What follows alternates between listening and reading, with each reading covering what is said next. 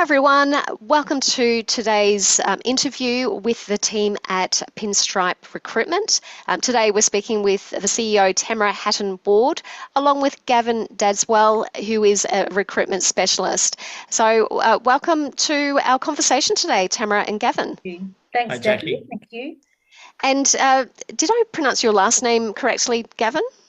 Absolutely. So just like mum's well, but dad's well. Okay, fantastic. Good to know. Okay, so today we're talking all about recruitment, and obviously this is a very important process in any business, because if you do not get it right, there are consequences. So Tamara, can you share with us, as to why is this process so critical to organisations, and why do we need to get it right? Yeah, absolutely. Thanks, Jacqui. So when we ask businesses what is one of the factors that's perhaps holding their business back, or the most costly, or one of their biggest problems, staffing typically is right up there with one of the main issues. And finding quality professionals in this marketplace is particularly challenging. If an organisation doesn't have the right resources and people around them, then there's no way that they can grow and succeed. So finding the right people is critical to most organisations, and in this marketplace where it is a candidate short market in many specialised sectors, it makes complete sense to outsource that recruitment process to experts like ourselves. Okay, that makes sense. And so, what can actually go wrong? Like, if we don't have an effective recruitment process, what are some of the consequences from that? Yeah, yeah. So if you don't have a plan in place to identify and source and attract the right candidate, hiring the wrong candidate, first of all, can be very costly, because you not only have spent a lot of time and effort in running a recruitment process, but if you hire the wrong person, then you just complicated and made life very difficult for you. It's like, how are you going to manage them or move them on or train them? So if you can reduce the hiring risk and get it right up front, you're positioning yourself in a much stronger position. Leaving recruitment to chance and giving the recruitment process to someone within the organisation who perhaps doesn't understand the market, or how to attract the right candidates, or write a powerful ad, or someone who doesn't have the time to dedicate to finding the best people and getting back to the candidates as they're responding as quickly as possible, is dangerous for any organisation. Okay, and there's also the opportunity cost. So not only if you get the wrong person on your team, and then you have to then let them go, you've got all this wasted time, essentially, Okay. which you can't get that time back. Absolutely. Absolutely. And I also think as well in with recruitment in this day and age and in the markets in which we work in, it's reaching out and finding and tapping into different candidates from non-traditional sources. So using our talent communities and fostering relationships over years and years and years with candidates within our talent communities, and also then reaching out to different candidates from non-traditional methods. You can't just rely on, traditional advertising to source candidates in today's market. And that sounds like you need specialist knowledge in order to make that happen. Absolutely, and it's having that knowledge of where the candidates are possibly sitting. It's candidates we're finding in this market is that they're not necessarily responding to an ad; they're responding to a consultant reaching out to them and saying, well, look, Jacqui, we have this opportunity for you, or we've looked at your skill set. Have you thought about this opportunity? Or we see that you've got a wealth of experience working from home or with this platform or this technology. Have you thought about this? Yes. And that's what Okay. we do. Okay, interesting. And most business owners and managers simply just don't have time to do that Exactly. outreach. Okay. Exactly. Yeah. And again, we want the business to focus on their business.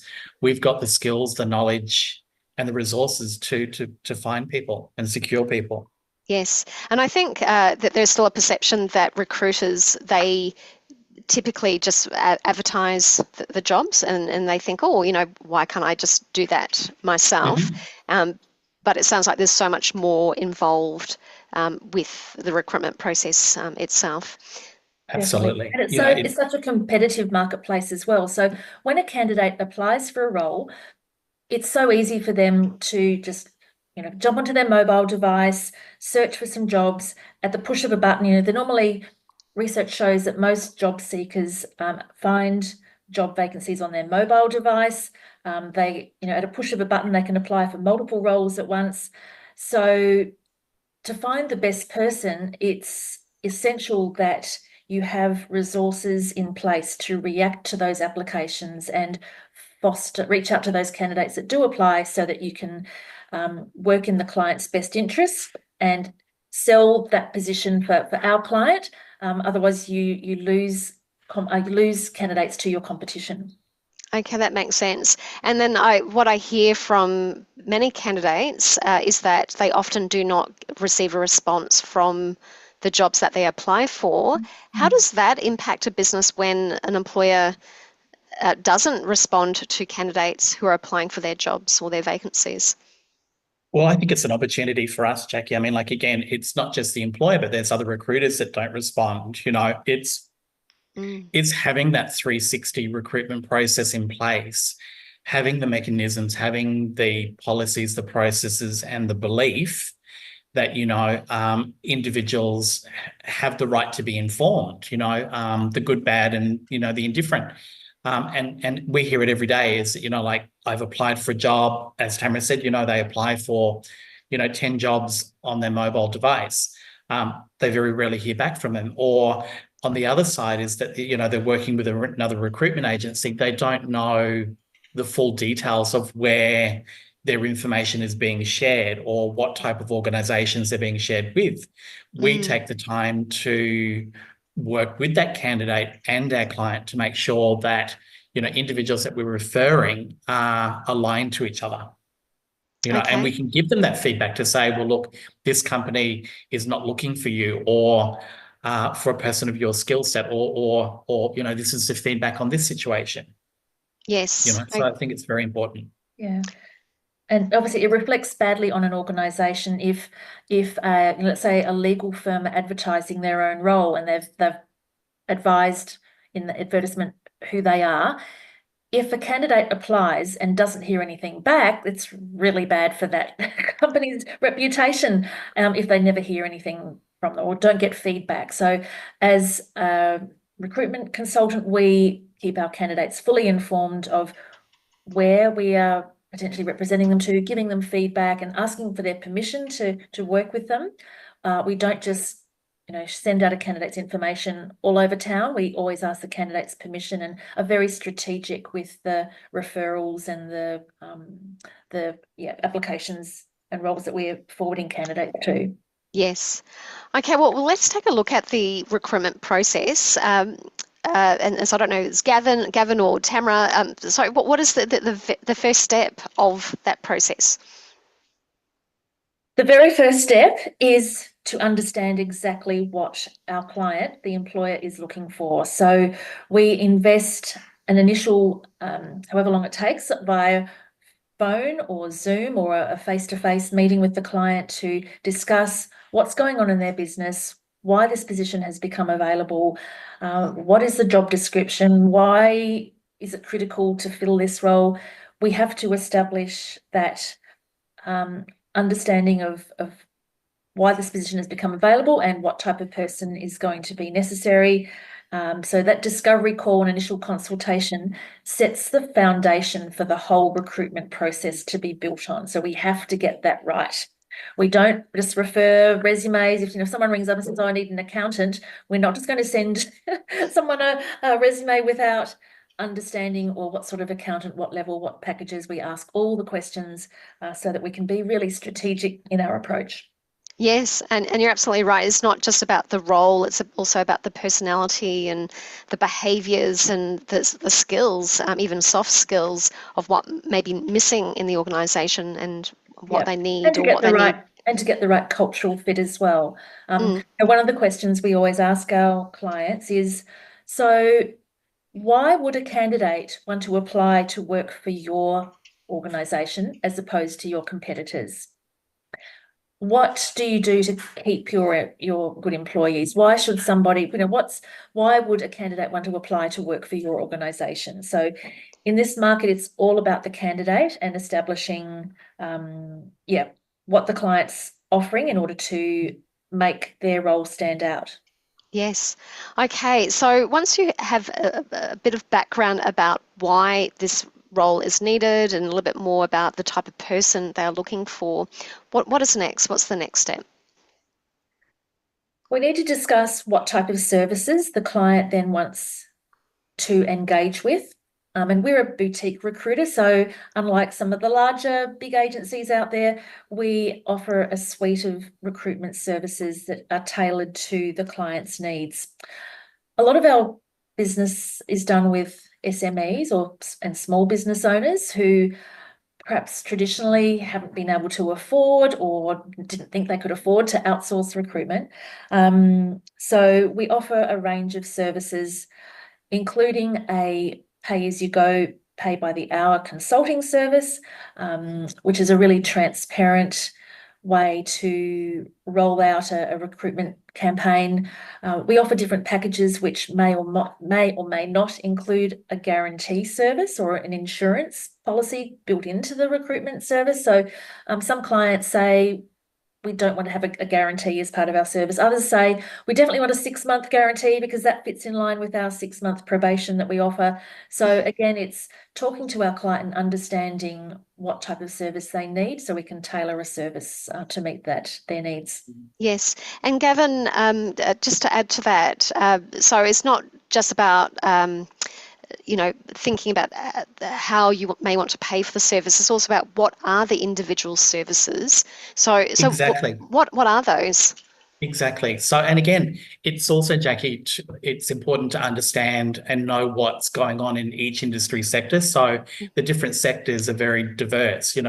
What one industry is comfortable with or traditionally comfortable with, they may not be acceptable in another industry. So again, we have different packages, as Tamara said, is around, replacement guarantees or pay-as-you-go consultation. But again, what they're engaging us for is important to document. So again, we can do the whole 360 recruitment process or components of that, whether it is just writing an ad. Again, a lot of employers don't know how to attract the candidate. So taking the information from the consultation process, putting it into a meaningful campaign. And when we say ad, it's essentially a campaign of communication to the clients, to the candidate, sorry.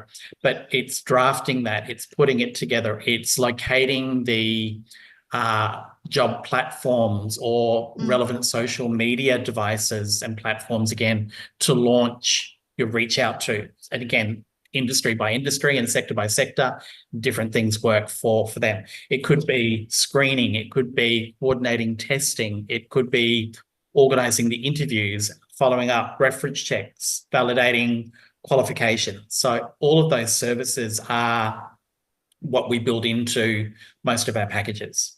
Yes, and that's very interesting because for some organisations, they do want the end-to-end service, and then for others, they want to be able to pick and choose elements of the service. So they may be able to do some aspects themselves, and then others they want to outsource because they're not the best at doing that particular work. So it's really great that you provide choice around how that type of campaign, the recruitment campaign, can be implemented for different types of organisations. Absolutely. And, for example, we work with other stakeholders in testing. We don't do testing, we don't do disc profiling, but we reach out to our network to organise those different assessment, that they need.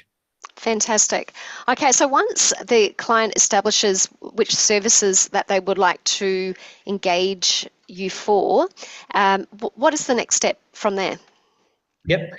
We would place an advert or we place an ad on the relevant job platform and or social media platform. So we have a presence. I think it's important to have a presence around the vacancy to make it real and valid for the candidate, so we can refer them to something.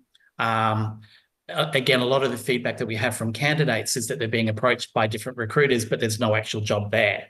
So again, if we can show our candidate market that we actually have a real job and a real opportunity through whatever platform, posting on that platform, then we can start attracting.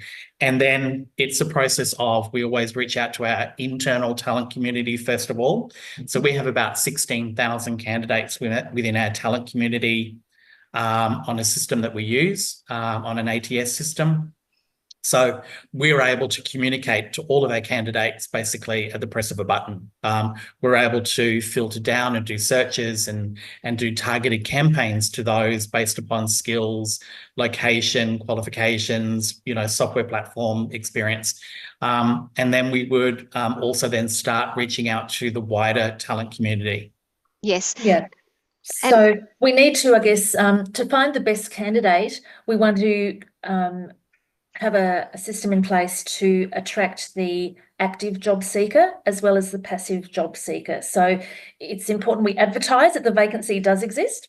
And then we also then, as Gavin said, go internally into our own talent pools. And, we use LinkedIn Recruiter, which is, LinkedIn on steroids at the next level, which gives us a deeper dive into LinkedIn, where, again, we spend a lot of time researching to find those passive candidates who are very happy to have a chat about a new career opportunity. Fantastic. And Gavin, you mentioned an acronym, ATS. What does that stand for?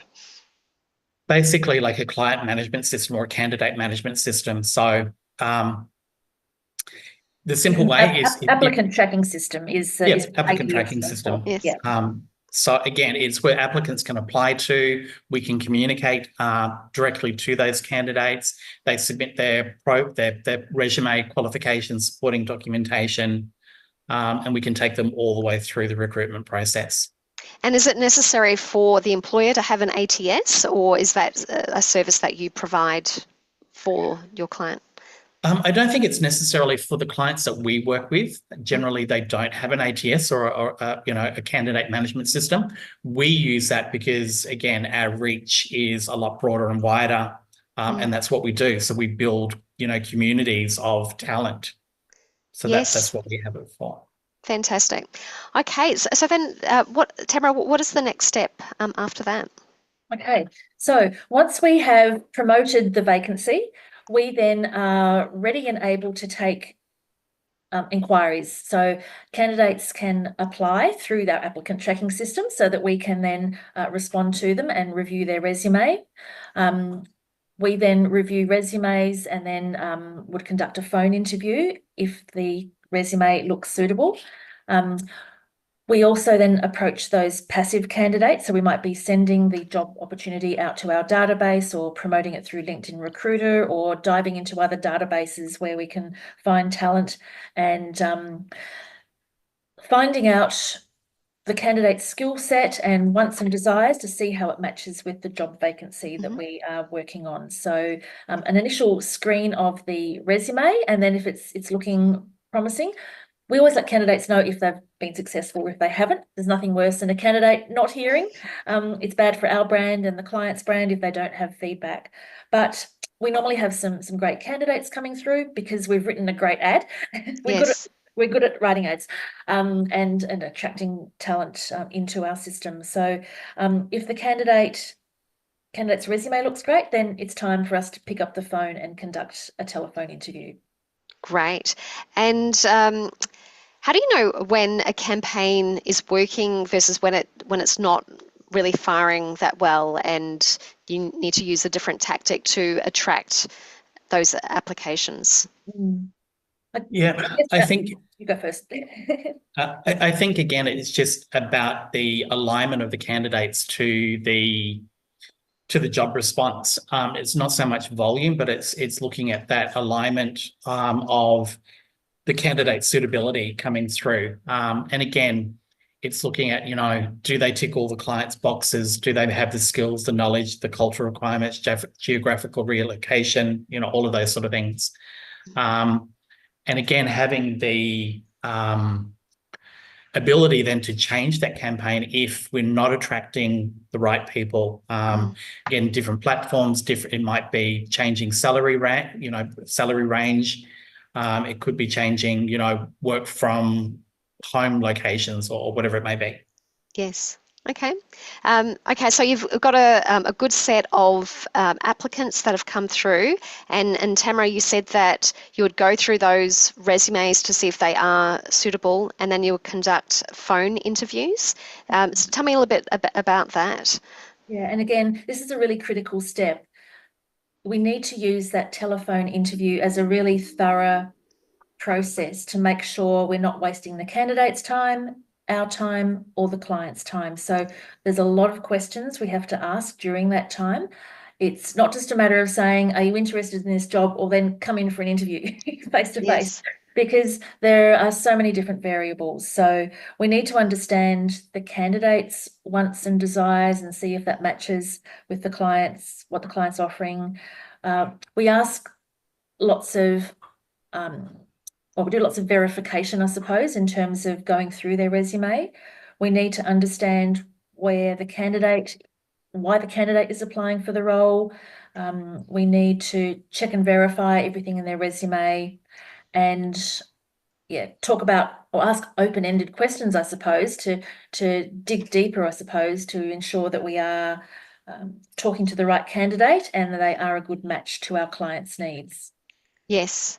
Okay, so, and are you culling a lot of applicants at that point? It sounds like you would be to find the ones that are most suited for the role. It comes down to quality candidates, and normally we just need the one best person for the role. And if we're strategic from the start, and we've set up a well-controlled and well-run recruitment campaign, we're happy just to take one, the best person if they apply for the role, and then that's, our job is done. So yes, we need to just be honest with candidates if they're not right for the role. Again, it's managing their expectations, and then keeping the client informed too, and giving them feedback about the marketplace. Some of the things that are topical at the moment and have come through post-COVID is, work from home is a major factor at the moment. So many employment conditions and offerings have changed because of that. So that's a big factor that we need to be discussing with candidates and clients. Sometimes clients have got unrealistic salary expectations. So again, we need to go back and it's all about communication with terms of what the market's paying and what we need to do to attract the best candidate for the role. Yes. I think, Jacqui, that's what we do well, is that we have throughout a campaign and throughout whatever services they've engaged us for, is that we do have that transparency around communication, advising them of the changes in the marketplace or the feedback from the candidates. Again, this week, speaking to a client about they were looking for three particular roles, but we went back and said, well, look, we don't think that your salary offerings are going to attract suitable candidates. Your hours of work are not going to attract suitable candidates. And again, if you don't look at those issues, then we are probably not the right people to help you. Something needs to be modified. Or again, I think through our communication, we're also then able to go back and say, well, look, Jacqui, we've got this candidate. They tick all the boxes in, 7 of these areas, but they're looking for part-time work from home or something that you haven't thought of. Would you consider this person? And that's how we're able to have continued conversation with our clients. Yes. And every candidate may have a slightly different requirements, and absolutely, they're individuals, and that's what we work throughout that culling process. And it's a horrible word, but we're able to work with those individuals to look at their needs, to match those needs and requirements to our clients. But again, we're still able to present them as an individual, as a human with different attributes, and that's what we do with our clients. Yes. Okay, so then after the phone interview, are you then having in-person meetings? Are they online interviews? How does that work? We would generally do the initial telephone screening. We would then obviously share more information once we verified their suitability for the role, we would then share information about the company. So we generally don't do that off the bat. We would go through a screening process again. Once we have confirmed suitability, we would generally share the job description, information about the client. We would give the candidate time to digest that information. And then we would generally do an online interview with that candidate to reconfirm that the company is what they're looking for, location, particular, job requirements as well. So why would you not reveal the name of the employer up front? For a number of reasons. Again, we want to ascertain that the candidate is suitable for the role that they've initially applied for, and also, through our screening process, we want to make sure that we're not. Most of our clients want sort of some protection through the recruitment process, and using us as that gatekeeper to say yes or no. Yes. Okay. And so tell me, and maybe this is a question for you, Tamara. So how does that actually protect the employer by keeping their brand invisible until it's time to reveal that to the candidate? So a lot of, clients don't want to be hassled themselves directly with random phone calls and people applying for working in their organisation. So coming through Pinstripe Recruitment means we can professionally acknowledge and provide feedback to the candidate. Brand, it reflects back then on Pinstripe Recruitment's brand, not the individuals. Yes, Gavin, what else? What other reasons are there? I actually also think as well is that a lot of the clients that we work with, Jacqui, again, like as Tamara said, the SMEs, is that they also don't know about marketing. So it's often our job as a it's not often, it is our job as a recruiter to say, well, look, this is a client that we're working with. Once we've ascertained that they're suitable, is that we actually then go into marketing mode to say, this is why XYZ company is going to be suitable for you, or we feel that there's alignment because of these values or this workplace or this culture or this type of client or this salary or work benefits. So we often market the client to the candidates. Yes. Okay. That's our role. Yes. And then probably also not revealing the company brand up front means that if someone's not accepted, like after a phone interview, a phone screening, then there isn't any animosity between that candidate and the brand. So you're Absolutely. actually protecting the brand's reputation.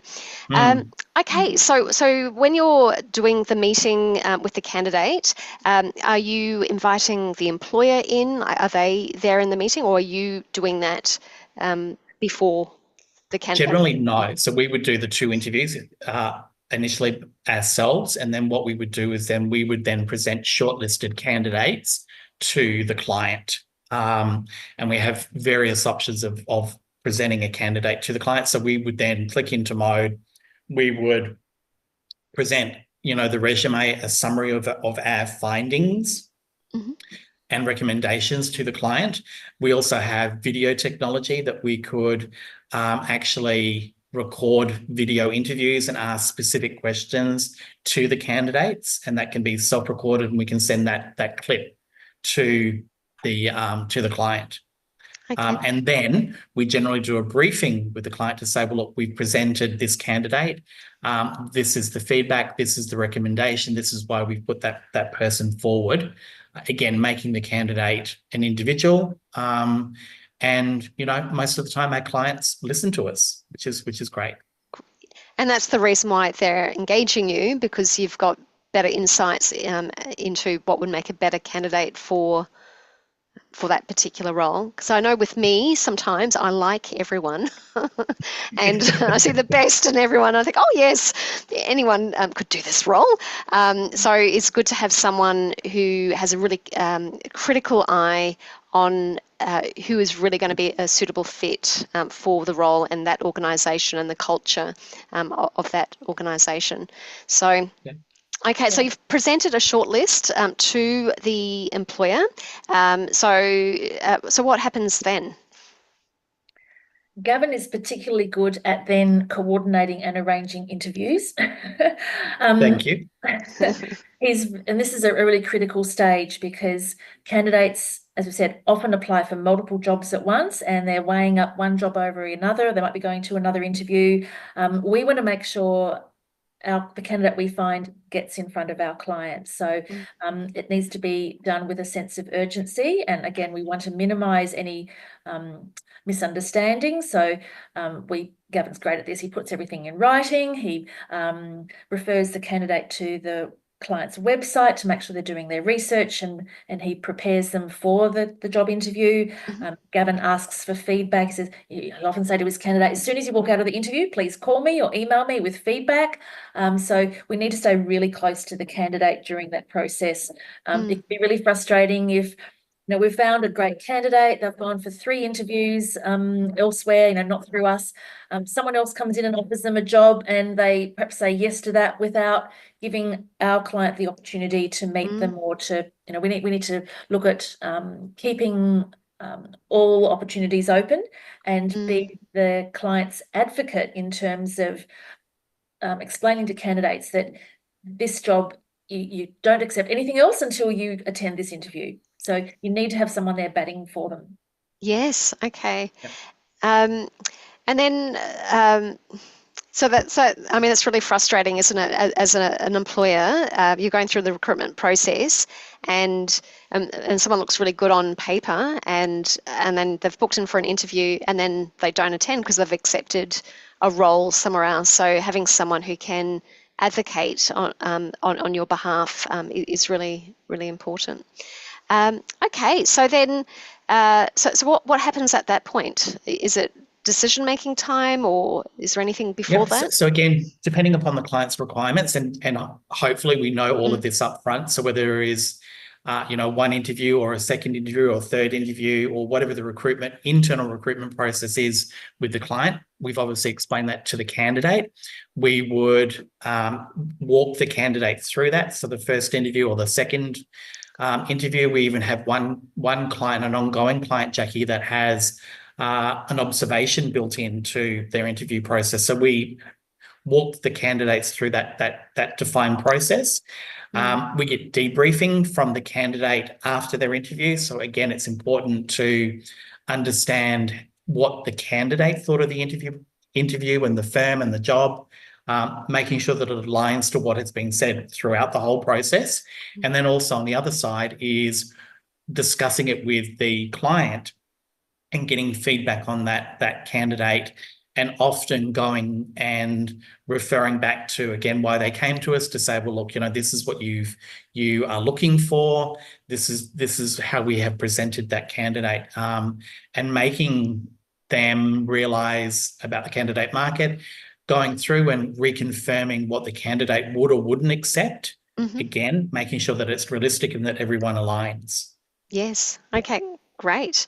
And then I'm just going back to interviews. I know sometimes employers may feel a little bit uncertain. How many is too many interviews?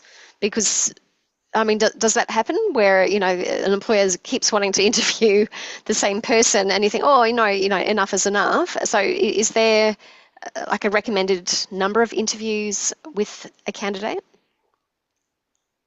Cameron, do you want to go, or do you want me to? Look, every client is different. 2 interviews is the norm, but there might be occasions where we've presented a candidate, we've provided all the information, we've done the due diligence, we've done the verification, and it might be, if we can get the 2 decision makers in the same room at the same time with the candidate, we can move through the process more quickly. Sometimes there are, as Gavin alluded to, there might be assessments that are required, but we need to know up front what the hiring process is. So again, we can be fully transparent with the candidate so that they don't get frustrated, or we don't lose the candidate when we get to the pointy end of the the whole recruitment process. So again, it's just keeping that communication open. Yes, and that's great. So it's setting expectations and for both sides, really. Most definitely. And also, Jacqui, I think it's important that we have set expectations, not just around the number of interviews with the company, but also the timeframes. You know, again, making sure that our clients understand the importance of going back and saying, okay, you know, if their process is one interview or a second interview, is making sure that the gap in between those interview processes are defined and brief and communicated to the candidates, because a candidate, again, they're still looking at your brand. You know, if there is a lapse of time or no response, again, it's not a very good, you know, feeling from the candidate's perspective. And also it's a reflection on the company, isn't it? Absolutely. Yes.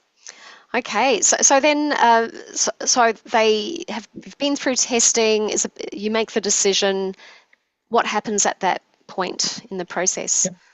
Then we would facilitate the job offer. So whether that is receiving an offer of employment from the company, or whether it is getting a full contract of employment from the company and then presenting that to the candidate. And generally, we would go through an offer of employment first to verify that the candidate would actually accept it. And then we would go back and then ask the client to prepare, you know, a full employment contract. Yes, that makes sense. That's what we generally do, yeah. Okay. And then, so they then prepare that employment of offer, and then that gets given to the candidate, and then what happens at that point? Is it you're just wrapping up the process, or are there additional steps? We have amendments to contracts. We have amendment negotiation on wages. We have counter offers to deal with. That's been rife at the moment. Again, in the marketplace where we're dealing at the moment, which is in specialised roles, typically in professional services, it's a competitive market.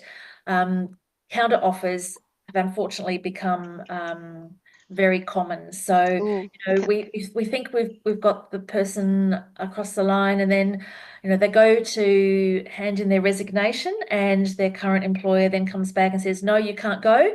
I'm offering you X amount extra. So again, we need to be consulting with the candidate to ensure and to advise them how to resign, and spend a lot of time around that process as well. So we always recommend that candidates put their resignation in writing, and we talk through the candidate again, remind them of why they applied for the job in the originally, and not to be swayed by a current employer who they might have loyalty to, and just feel so bad about resigning that they then go, oh, all right, I'll stay, and then we're back to square one. So yes. Because people actually do have an element of like feeling guilty about leaving an organisation, because you've built relationships in that place, and moving on can be a little bit scary for some people. Absolutely. Yeah. And so again, that's setting the expectation with the employer up front and the candidate around what that means, and and as you said, to know how to resign, because some people don't, because like the reality hits them in the face at that point in time. Yeah. And then we also stay close to the candidate through the resignation period. So we generally check in with the candidate to make sure that they've, one, given notice that everything's okay. We've again negotiated possible, a gap between their current role and the new role that they're commencing. And then we reach out to the candidate on the first day with the employer to make sure that they have physically arrived, if it's an in-person opportunity, and we start monitoring from there. Great. And do you should an employer start the onboarding process before the first day, or do they must wait until the first day? No, please have a plan in place. We encourage clients to seriously consider how they're going to welcome and embrace and ensure that a new employee is set up for success, and that requires planning. So again, a procedure for onboarding is critical, and it's so important to just do the little things. Make sure that the new candidate our new employee has everything they need on the first day and is made to feel welcome and Mm. has processes to read, and that there is a process in place for training to make them feel welcome and Wonderful. successful. Yes, absolutely.